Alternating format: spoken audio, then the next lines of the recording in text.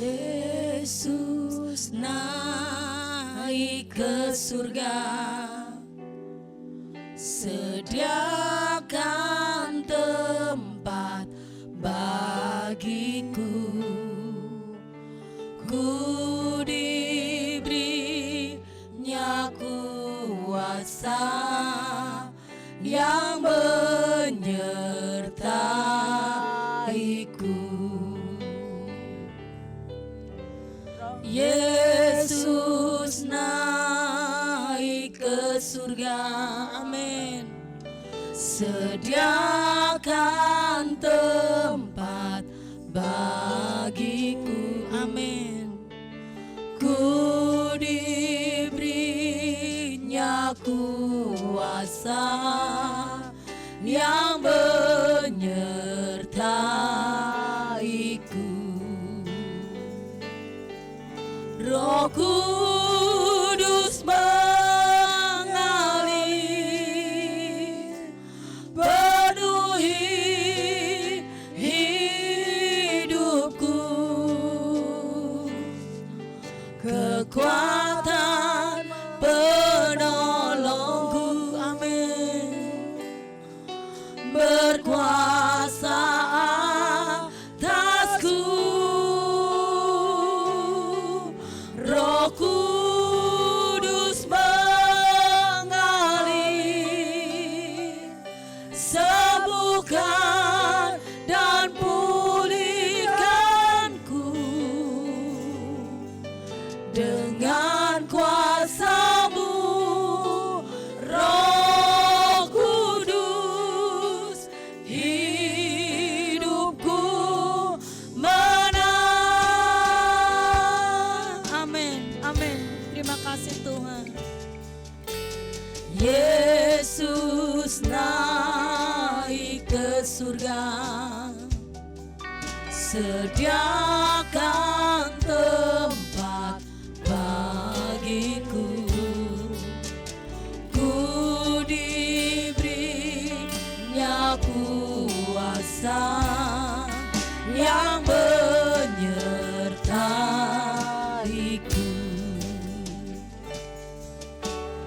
Yesus naik ke surga, sediakan tempat bagiku. Ku diberinya kuasa yang menyertaiku.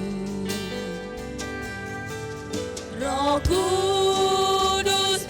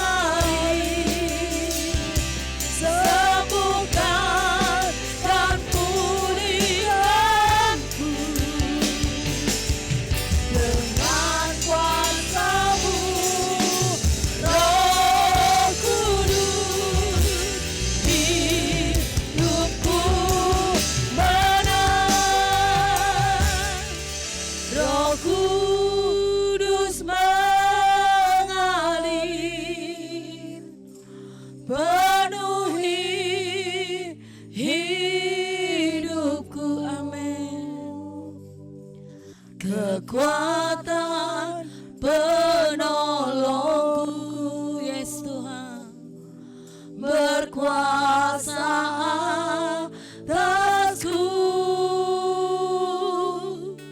Roh Kudus mengalir, sembuhkan dan pulihkanku dengan kuasa-Mu. Roh Kudus, hidupku menang. Roh Kudus mengalir, penuhi hidupku. Kekuatan penolongku, berkuasa atasku. Roh Kudus mengalir, sembuhkan dan pulihkanku dengan kuasa-Mu. Roh Kudus, hidupku menang dengan kuasa-Mu. Roh Kudus, hidupku menang dengan kuasa-Mu. Roh Kudus, hidupku menang.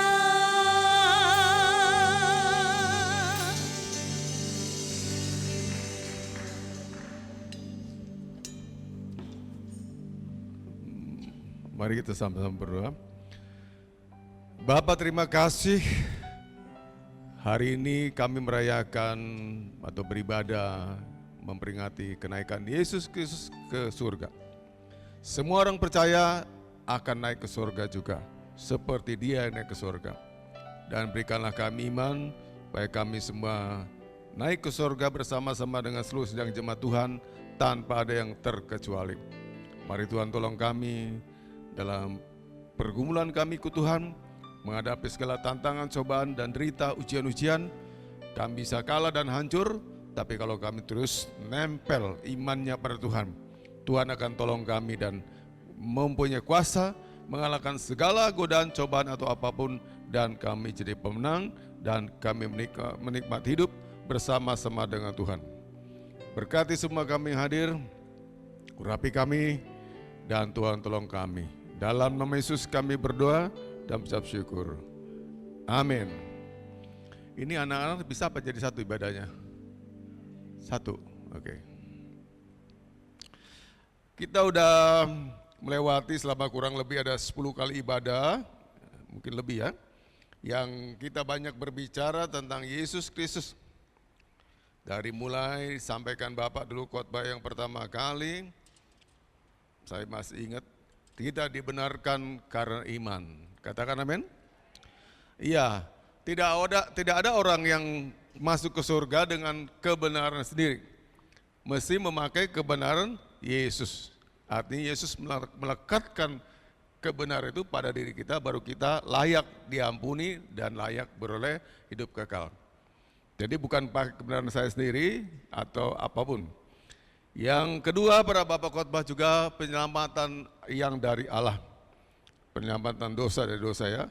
Lalu Bapak khotbah juga, hai maut di manakah sengatmu? Jadi kemenangan orang percaya mengalahkan kematian karena siapa? Karena Yesus.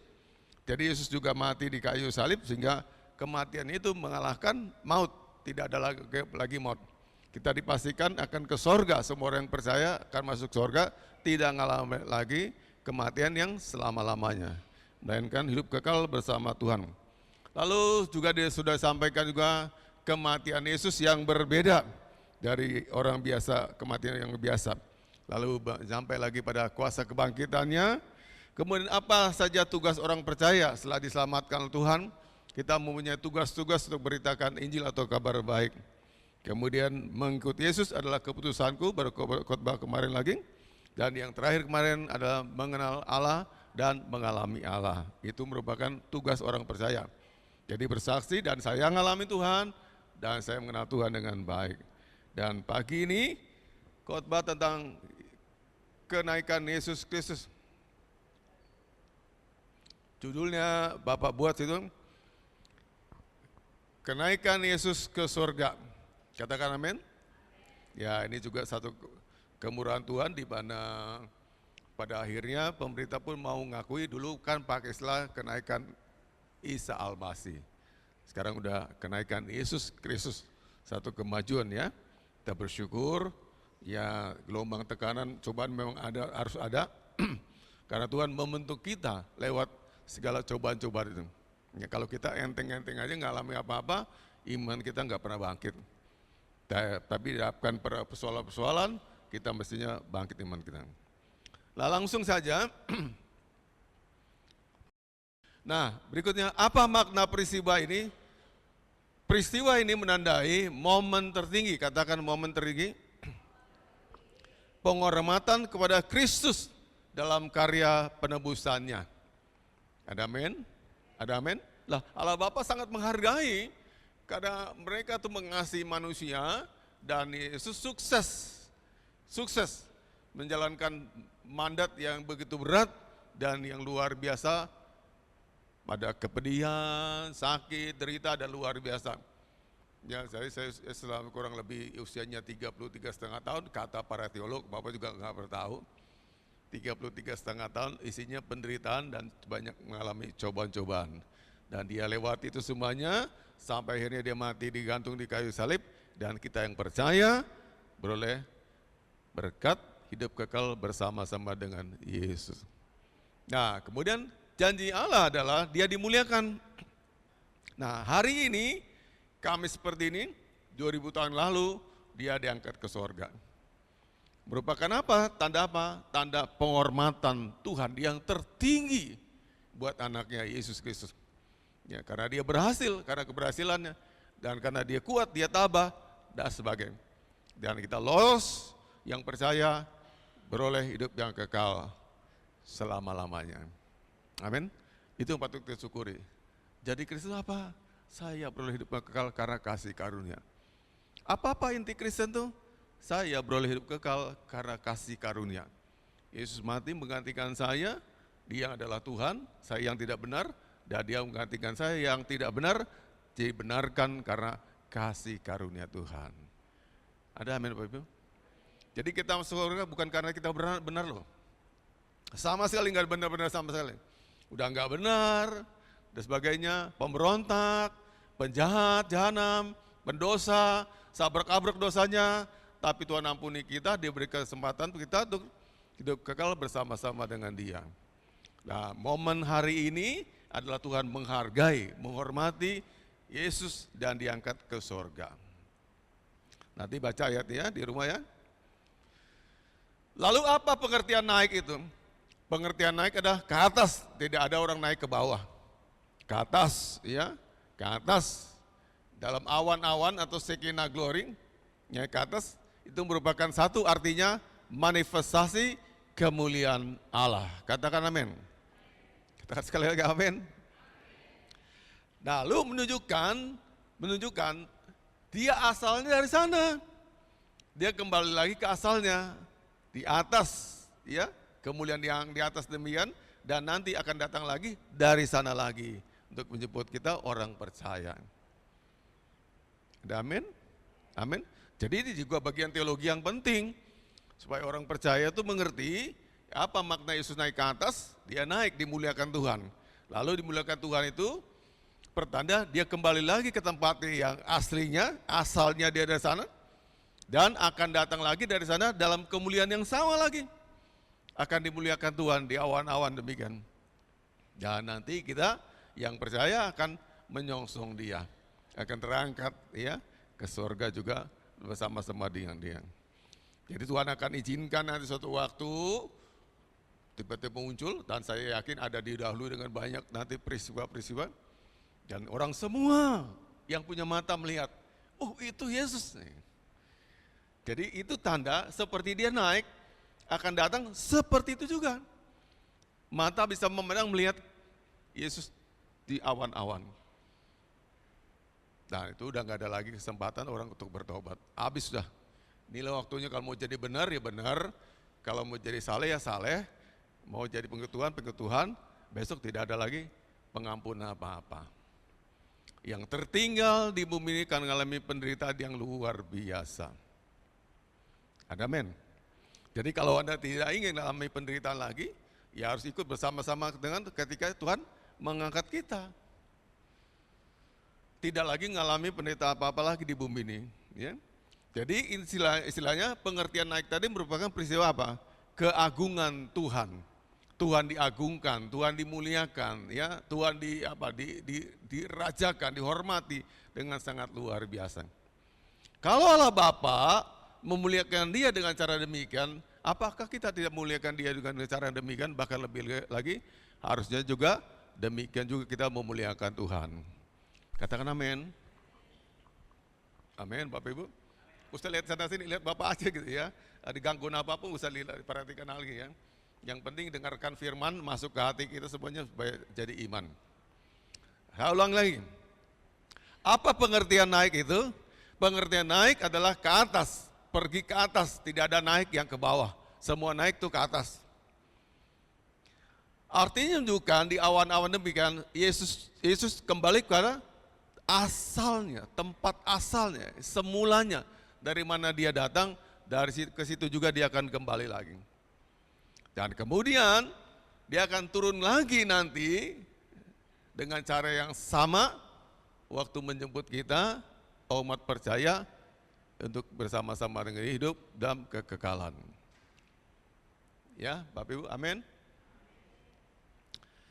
Kenaikan Yesus berarti ia pergi ke tempat khusus untuk tujuan khusus, yaitu pengangkatan sebagai raja di atas segala raja. Katakan raja di atas segala raja. Ya, tidak ada raja lebih dari dia. Baik kuasanya, kemuliaannya, atau apapun, tidak ada yang lebih Yesus Kristus. Dialah raja yang paling top. Ya. Diangkat siapa? Ya Allah semesta alam. Jadi Allah Bapa yang angkat dia, bukan manusia memberikan dia inaugurasi. Tapi itu pemberian Allah. Allah mengangkat dia sebagai raja di atas segala raja. Katakan amin. Jadi prosesnya nanti gitu ya, ketika nanti kita dalam pengadilan, nah aku nggak sebut dulu ya, nanti ini panjang 2 pengadilan. Kita akan diberi mahkota kehidupan itu oleh Yesus, yang memberikan kita Yesus. Diberikan pada kita yang percaya, dan Anda masuk kehidupan kekal selama-lamanya. Setelah itu semuanya ada lagi proses paling akhir. Itu tapi panjang rentetannya, cuma Bapak singkatkan. Di mana Bapak Yesus akan kembalikan lagi semua kuasa ini yang sekarang dia pegang, raja di atas segala raja, besok kembalikan lagi pada siapa? Allah Bapanya. Allah Bapanya, kembalikan lagi ya. Demikianlah nanti kesudahan zaman seperti itu.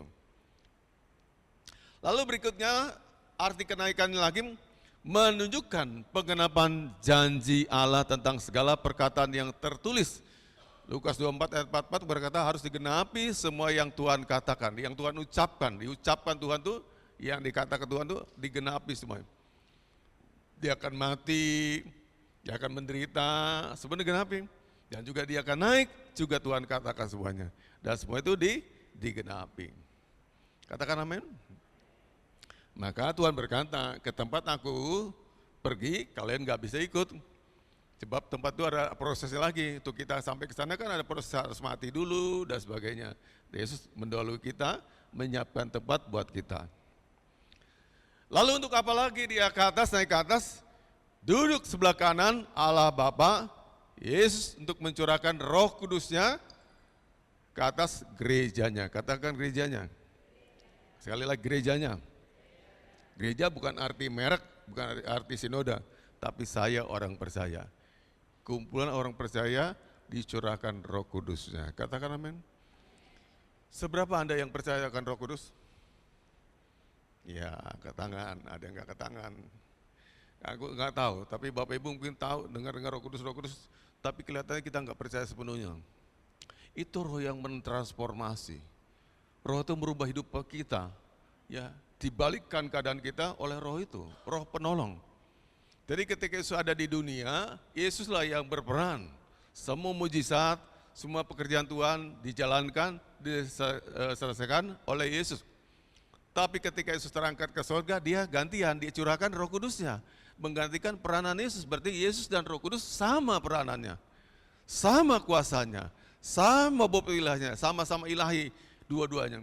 Tapi kita lebih sering mengecilkan Roh Kudus.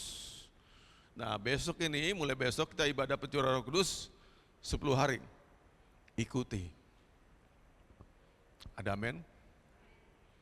Bapak Ibu percaya nggak akan hal-hal yang urapan Tuhan itu ada? Siapa pernah ngalaminya? Iya, ada ngalami, bukan cuma batas getar-getar ya, atau kita berbahasa roh, lebih dari itu Roh Kudus bisa berikan kita manifestasi kuasa Roh Kudus. Ada amin? Saya kemarin sampai sini kasih masukan sama Pak Lukas, kenapa ya kita agak mundur sedikit? 10 hari tidak benar-benar kita ikuti. Ada yang bolong-bolong kita ikut jemaat, kita rasa jemaatnya nggak bisa ngikuti 10 hari, apa segala macam. Kenapa diikuti? Berapa orang, terserah, itu kita ikut, apa kita jalanin. Tidak usah ikut jemaat, ya jemaatnya malas, siapa aja yang mau. Karena Roh Kudus lebih berharga daripada keluhan-keluhan jemaat. Apa bisa berubah jemaat yang ikuti keadaan hidup kita? Aku malas, aku nggak punya waktu, aku kerja. Song Roh Kudusmu. Ini momentumnya. Dia lebih penting dari semua kesibukan Anda, agenda-agenda Anda, apapun juga. Hamba-hamba Tuhan banyak begitu bernafsu sekali momentum seperti ini. Kalau kita lihat seperti gereja Kepunton, hari-hari biasa, Bapak nggak pernah nemui parkir mobil sampai di jalanan. Tapi kalau pencurahan Roh Kudus seperti ini, sampai keluar mobilnya parkir. Mereka cari, mereka haus, mereka damba Roh Kudus. Kok kita enggak? Ada amin? Bisa mengerti? Tangkap ya rohnya ya, tangkap, jangan salah memahami, tangkap rohnya. Aku kemarin ngomong hari apa Bapak ketemu Pak Bajat? Selasa. Ya. Ngomong-ngomong, beliau panggil saya, ada cerita tentang akan bikin UC conference. Dia bilang, aku sangat bernafsu sekali Pak sama Roh Kudus, sangat percaya. Puasa 40 hari dulu sebelum hari H-nya loh. Beliau udah puasa nih untuk nanti pencurahan Roh Kudus. Dan dia lihat semua banyak kejadian karena Roh Kudus berkarya. Ya orang cuma ibadah-ibadah biasa aja, dia beda. Kenapa? Roh Kudus dia ngalami. Amin. Sama, Anda ikut pendeta yang bisa dengar suara Tuhan ngomong, belum tentu jemaatnya bisa seperti itu. Itu kan dua hal berbeda. Amin. Kalau Bapak ngalami Roh Kudus, belum tentu Anda ngalami demikian. Kecuali Anda haus juga. Aku pengen ngalami urapan Roh Allah yang luar biasa. Jadi Roh Kudus menggantikan Yesus untuk kita semuanya, dan kita harus punya roh yang demikian. Milikilah ambisi yang suci untuk kita dipenuhi Roh Allah. Dan gak rugi. Anda ngalami Tuhan. Itu kesempatan emas. Allah berikan gratis anugerahnya. Modalnya cuma satu. Hati yang haus dan lapar akan Roh Kudusnya. Anda dapatkan itu. Ayo 10 hari ke depan ikut terus. Mau diadakan di komsel. Jadi kan kita kemarin gini ya, Kamis ini kita ibadah pencurahan Roh Kudus. Jumatnya kosong dulu, baru ada Sabtu lagi, Minggu pagi sore. Senin, Selasa, Rabu itu di komsel-komsel. Kamis di gereja lagi, Jumat kosong lagi. Tidak boleh ada lagi kosong-kosong. Ikut terus 10 hari. Komsel atau mana, ya terserah. Anda nggak mau datang, masalah Anda. Tapi yang rugi itu Anda juga. Dan kalau Anda punya hati, haus, lapar akan Roh Kudusnya, dia akan memenuhi Anda. Yang diberkati toh juga Anda. Yang akan ngalami juga Anda, yang rugi juga Anda, terserah kita. Kita sikap gimana? Semua ibadah ikut Tuhan itu soal sikap, pilihan. Ya dipilihnya begini ya dapat seperti yang dipilih. Ya tidak memilih ya tidak dapat apa-apa. Kan semua gitu Bapak Ibu. Katakan amin. Katakan amin sekali lagi. Ya pilihnya apa? Pilih itu sikap.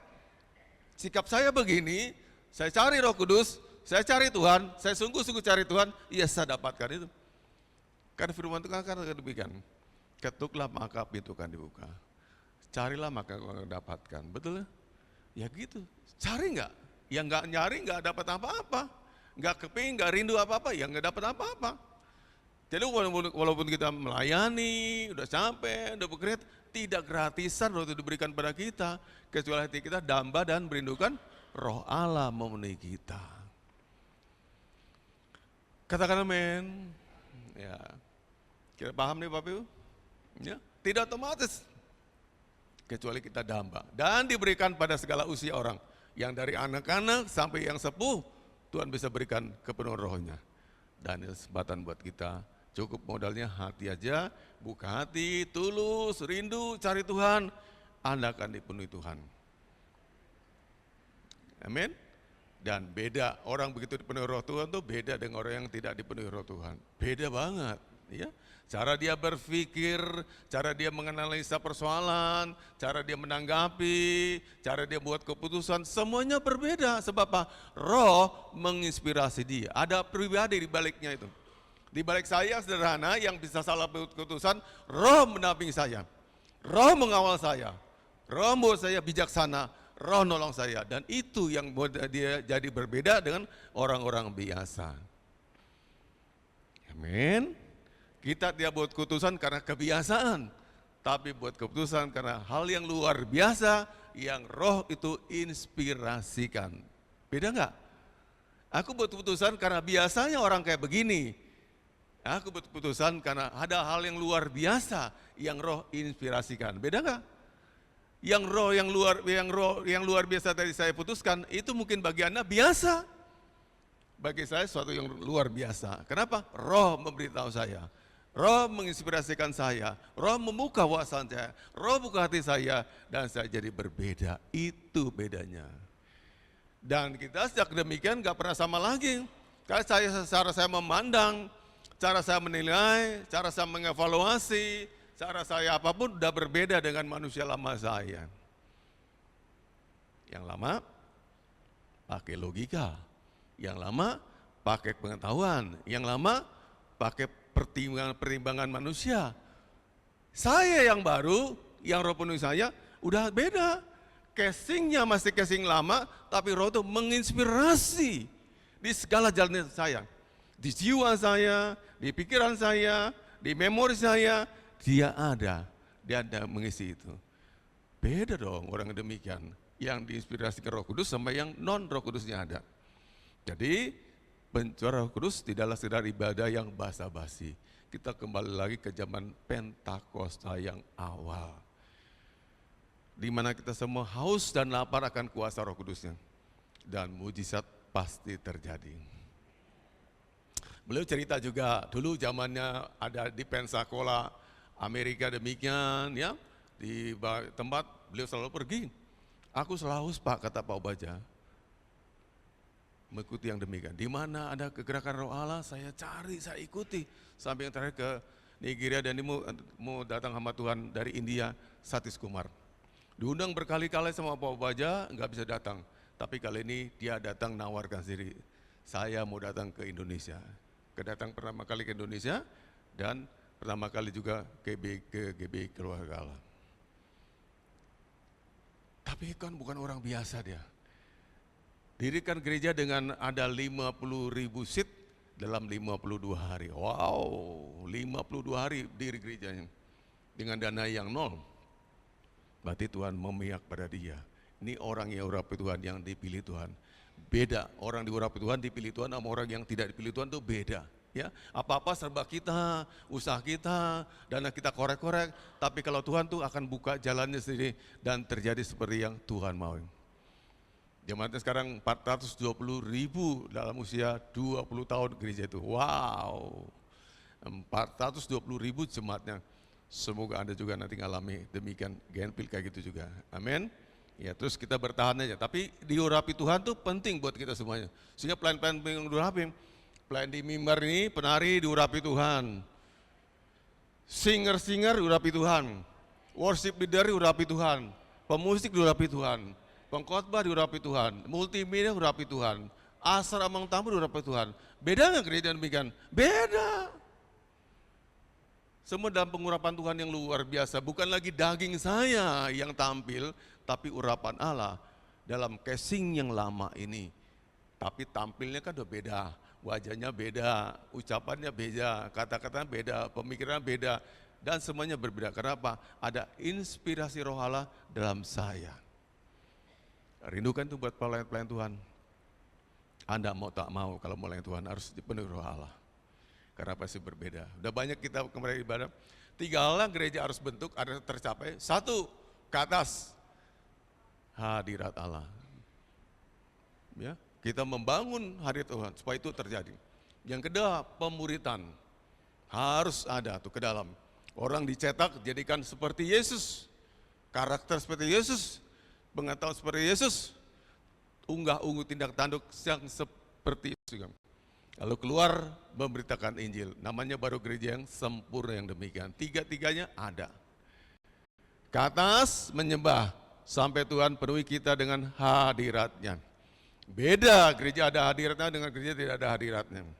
Yang kedua, pemuritan yang berjalan. Semua orang dibentuk karakternya, pengetahuannya, knowledge-nya yang seperti Yesus. Ketiga, kita semua sama-sama keluar memberitakan kabar baik. Udah Bapak sampaikan semakan khotbahnya, udah berseri itu. Jadi kita harap seperti itu juga. Lalu semua ini tiga-tiganya tidak ada yang bisa tercapai tanpa Roh Kudus. Tidak ada yang bisa. Gimana Pak bangun gereja yang dipenuhi hadir Tuhan? The presence of God penuh memenuhi kita semuanya? Ya, satu cara. Semua kita melayani penuh Roh Kudus. Baru kita akan sampai ke situ. Gimana Pak bisa pemuritan yang mencetak orang-orang yang karakternya seperti Yesus? Ya tidak akan bisa terjadi kalau tidak penuh Roh Kudus. Baik yang muridkan maupun yang dimuridkan. Semua harus rindu Roh Kudus.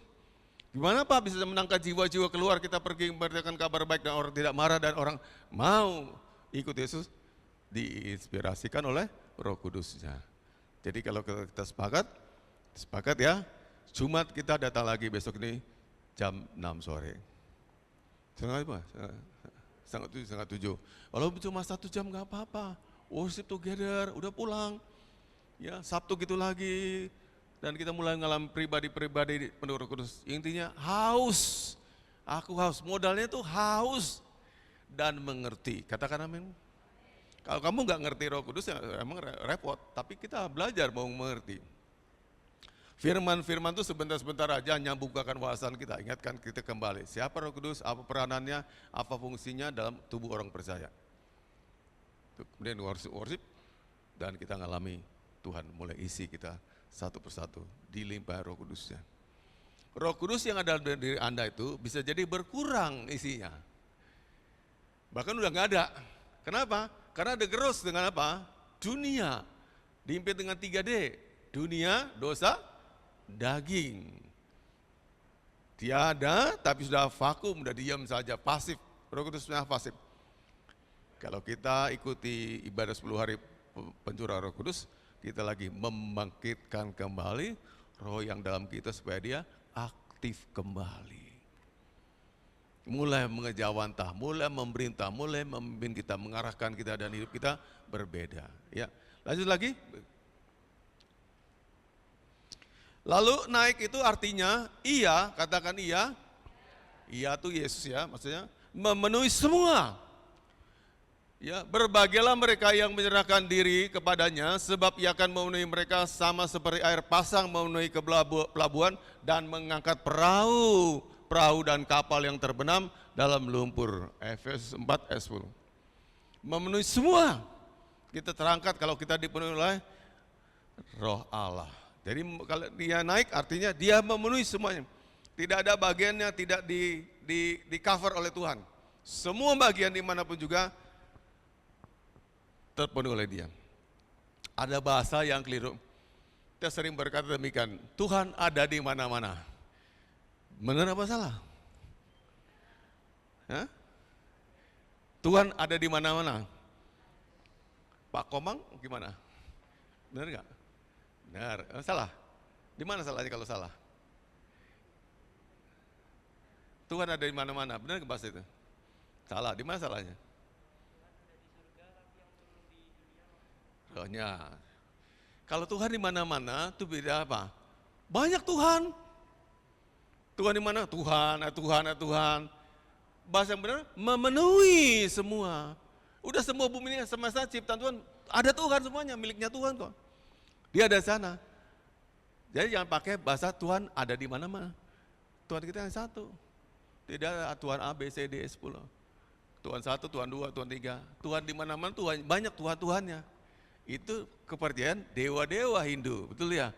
Banyak-banyak dewa, sejuta dewa, iman mereka demikian. Kita tidak, satu Tuhan kita, tunggal. Namun bentuknya Tritunggal, Allah 3 namun 1.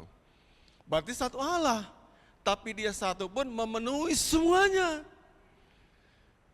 Pucang sawit Dia cover, Amerika Serikat juga Dia cover. Philadelphia juga Dia cover. Gedung Tunggul juga Dia cover. Semua tidak ada yang tidak. Kenapa? Dia memenuhi semua, itu artinya. Amin. Amin. Ya, jemaat saya harus pintar-pintar bahasanya. Jadi jangan ikut-ikut yang lain. Tuhan ada di mana-mana. Kalau doa, Tuhan ada di mana-mana. Seringkali aku dengar orang demikian. Salah. Kalau Tuhan di mana-mana, Tuhannya itu banyak. Tuhan di pojokan sana, Tuhan di belakang mimbar, Tuhan di pinggir sungai. You only have one God. Kamu cuma punya satu Tuhan. Tapi Dia berkuasa memenuhi semuanya. Dia tahu everything, Dia tahu semuanya. Tidak ada yang Dia tidak tahu. Artinya Ia naik, Ia memenuhi semuanya. Tidak lokal. Ia sudah lagi lokal di Yerusalem, tapi saya di bumi saya ini juga Dia ada. Dia ada ngisi hati saya, Dia berada di tempat Anda, di rumah Anda juga. Dia satu kuasa meliputi semua jagat raya ini. Namanya Ia memenuhi semuanya, bukan di mana-mana ada. Ada amin? Luar biasa Tuhan kita ya. Amin. Iya, makin Anda belajar begini, makin Anda, aduh Tuhan tuh luar biasa sekali ya. Ya, hebat sekali Tuhan kita itu. Ya, luar biasa. Dan Dia jelaskan ini sebenarnya juga Dia lewat firman-Nya. Ya, tidak kita karang-karang, tidak asumsi-asumsi. Beda, teologi yang diasumsi-asumsi itu pendapat manusia tentang Tuhan. Betul? Tapi kalau yang dinyatakan lewat firman-Nya, itu Dia ngomong tentang dirinya. Pendapatnya Dia tentang siapa Dia. Who I am, itu Dia ngomong lewat firman-Nya. Dan kita sampaikan lagi pengajarannya. Berarti bukan Pak Melvin yang mengartikan Tuhan seperti ini. Dia yang berfirman tentang dirinya, itu siapa. Sementara aku nggak banding-banding agama, ini skip nanti kalau rekam ini skip. Tidak ada agama lain di dunia ini yang pendiri agamanya atau ketokoh agamanya menjelaskan dirinya siapa. Unless Jesus, hanya Yesus mengatakan seperti ini. Yang lain tidak ada. Lalu orang sekitarnya lah membangun teori tentang apa itu agama itu, agama. Pendapat-pendapat, semuanya pendapat manusia. Tapi kita based on firman Allah. Bukan pendapat manusia, itu bedanya. Yang papi saat ini ngomongkan juga bukan pendapat saya. Tuhan yang berkata demikian, Ia memenuhi semua. Ia naik berarti Ia memenuhi semuanya. Surga, bumi, ya kalau agama kepercayaan dulu, itu mempercayai ada 3 level alam. Alam di atas, orang Batak bilang Banu Gijang. Ada lagi alam yang tengah ini, dan alam bawah, alam kubur, alam maut. 3 alam, tapi cocok ya. Itu pendapat orang-orang dulu, ribuan tahun dulu yang gak kenal agama, tuh aku cocok sama sekarang ya. Berarti diinspirasi sama setan juga kali ya. Jadi setan bisa ngajar agama. Halo? Halo? Setan bisa ngajar agama, tapi setan nggak sanggup ngajar Yesus juru selamat. Dia bisa ngomongkan yang benar tentang ini. Maka teori itu kok cocok ya. Di Indo juga ada begitu, ada alam atas, ada alam tengah, ada alam bawah. Buddha juga punya demikian. Siapa yang inspirasi demikian? Zaman dulu dan mereka nggak ketemu, belum ada gadget, belum ada apapun, kok bisa sama ya teorinya? Setan juga ngajar agama toh loh, tapi bukan keselamatan. Tahu bedanya? Agama toh yang ajarkan, bukan keselamatan. Dia tidak pernah tunjukkan jalan selamat seperti apa. Tapi kan sejatinya alam semesta itu ada 3 lapisan. Dia juga mengajarkan alam atas, alam tengah ini kita hidup. Ya, semua manusia, hewan, ini alam tengah, alam bawah lagi di bawah kita, neraka dan sebagainya di bawah itu. Diajarkan oleh tokoh-tokoh. Ya, lanjut lagi. Nah, Bapak Ibu, kemudian ini masuk pada pencurah Roh Kudus. Kisah 1 ayat 6, murid-murid Tuhan menagih janji berkata demikian, kapan kami akan menerima kuasa yang kamu janjikan? Mereka mulai nuntut. Kapan itu saatnya? Saatnya sekarang ini. Ketika Yesus naik ke surga, maka dia curahkan Roh Kudusnya pada semua gerejanya. Saatnya itulah semua umat percaya menerima kuasa yang dijanjikan. Katakan kuasa yang dijanjikan. 2, 3. Sekali lagi. Nah, kuasa itu yang mau diberikan pada saudara dan saya. Masa nggak mau terima itu? Betul Bapak Ibu. Modalnya tadi Bapak katakan hanya haus dan lapar. Kepengin banget. Dipenuhi rohnya. Dan saya katakan roh itu roh yang mentransformasi. Hidup saya jadi berbeda, dipindahkan, ditransform ke bentuk yang baru, pola yang baru, gaya yang baru, hidup yang baru. Dan kita nikmati kuasa itu. Ya, tahu-tahu saya dipindahkan. Katakanlah saya seperti ini ya, ditransform. Papi ada sini, Tuhan bisa transform saya, pindah ke sini. Sini tempat yang baru ini membuat saya berbeda semuanya. Ya, Anda juga demikian. Jadi ketika Anda mengalami Roh Kudus, Anda lawatan Tuhan, Anda mengalami apa? Transformasi, dipindahkan, pindah ke tempat yang baru. Saya langsung masuk pada kesimpulan.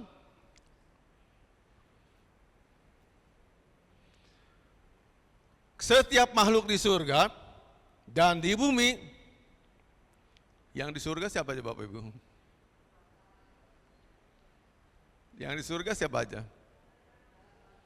Ada malaikat, terus ya penghuni surga lah ya, tapi kita belum ada di sana, manusia belum ada di sana, masih satu tempat namanya paradise.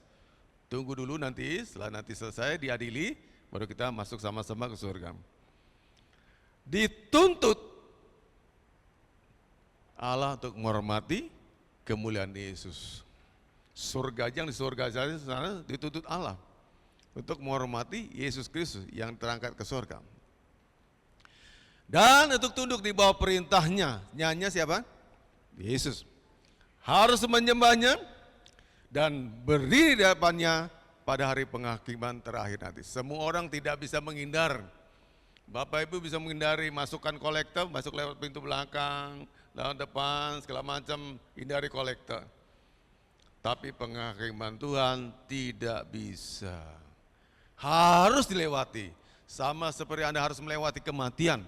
Tidak ada orang lolos dari maut kematian. Harus lewat kematian. Nah, penghakiman juga demikian. Siapa di situ? Yesus yang naik ke surga itu yang jadi hakimnya. Jadi kalau kita tidak memuliakan dia, gimana Anda nanti dihakimi? Halo, Ayub nih. Semua orang harus melewati dan berdiri di hadapan forum pengadilan. Tidak ada jalan lewat. Tidak ada pintu sampingnya. Dan tidak bisa mangkir. Tunggu dulu ya. Dulu waktu kita SD, ada kan nyanyi ke depan. Kadang-kadang kita suka takut, buat alasan. mau BO lah, mau kencing lah, menghindar supaya tidak dipanggil gurunya. Atau sakit lah, atau tahu besok ada ujian seni suara, Anda sengaja tidak masuk, takut suruh nyanyi ke depan. Nah besok di pengadilan Yesus tadi, tidak ada orang yang bisa menghindar, tidak ada. Everybody, semua harus menghadapi itu. Dan siapa yang mengadili itu? Yesus yang sekarang dinaik ke sorga, dia di situ. Dan apa jadinya jika Anda tidak muliakan dia selama engkau hidup? Tidak meninggikan dia, tidak menghormati dia, celaka 12. Apalagi Anda tidak mengenal dia. Anda harus jawab nanti pertanyaannya. Aku belum dapat bocorannya, Tuhan akan tanya apa. Tapi just informasinya, nobody, tidak ada satu orang pun yang lolos untuk tidak bisa ikut dalam penghakiman. Semua orang, besar, kecil, tua, muda, bukan bayi pun juga akan bisa begitu. Hello? Kan nyawa. Udah ada nyawanya semua mereka diadili. Hello? Aku kemarin juga terkesima tuh, ikut seminar di Hotel Ars MDK, hari kedua, dibahas tentang aborsi, solusikah atau dosa. Dan diangkat oleh hamba Tuhan sana, nanti mereka akan menuntut darah, seperti kematian Habil menuntut kematian darah, berteriak pada Tuhan. Bayi-bayi dibuang tadi lewat rahimmu akan teriak, kenapa saya dimatikan? Kenapa saya dibunuh? Kan sampai ke Allah Bapa di sorga, itu Anda dihakimi loh. Kamu udah matikan anak orang, janin dia di perutmu, dan kau buang, tanggung jawabi. Itu nyawa loh, kehidupan. Anda udah bunuh orang, walaupun dia masih 3 bulan, 4 bulan, tapi udah mulai ada nyawanya, itu juga dia berteriak nanti. Aku ngeri lihat filmnya tuh. Jadi pakai capit, diambil, ada tangan keluar, masih kecil begini, keluar kaki ditarik gini, pokoknya hancur sampai cacat-cacat demikian. Dikirit habis keluar dari perut itu semuanya. Dan katanya, itu nanti teriak ke sorga, menuntut darah dari Anda. Minta ampun sama Tuhan dari sekarang yang pernah melakukan demikian. Aborsi ditolak Tuhan. Setiap nyawa, udah dikasih Tuhan nyawa, itu kehidupan yang harus dipertanggungjawabkan. Betul apa betul? Jadi yang bermaksud nolak tidak punya anak lagi, nggak mau repot lagi, itu dia kasih rezeki sama Tuhan, ditolak demikian, nanti lu dituntut sama Tuhan. Kenapa you buang itu janin itu? Itu aku yang beri, itu aku yang ngasih nyawanya. Itu nyawanya milik aku. Kenapa diaborsi? Kenapa dibuang? Ada amin? Ada amin? Segitunya Pak ya. Apa penghakiman nanti? Iya, bahkan lebih dari itu lagi. Dosa-dosa yang kita tidak sadari, yang kita nggak pernah minta ampun, Tuhan akan ingatkan kembali. Diputar filmnya.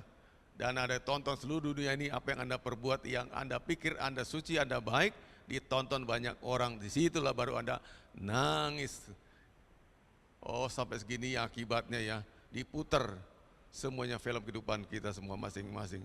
Dan orang dunia matanya nonton Anda.